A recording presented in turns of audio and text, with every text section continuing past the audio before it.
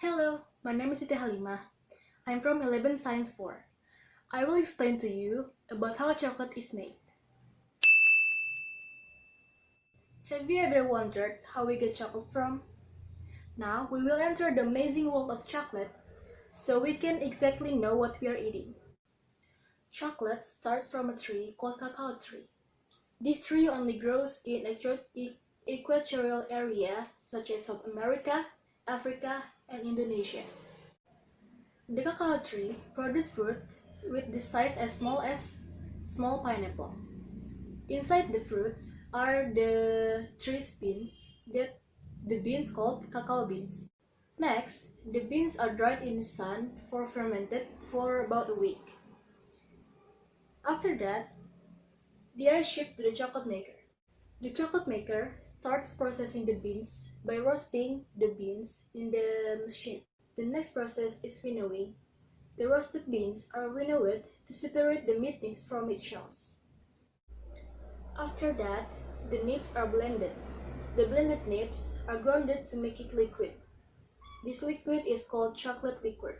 It tastes bitter. All seeds contain some amount of fat, and cacao beans are not different.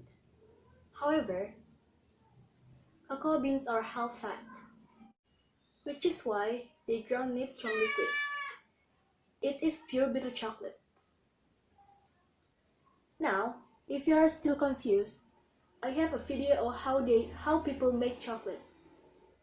Most of the cocoa beans arriving here come from West Africa, which grows 70% of the world's crop. A conveyor belt moves them through a cleaning system, a series of sieves that screen out twigs, stones, and other debris. Next stop is a micronizer, a revolving drum that heats the cocoa beans to loosen their shells.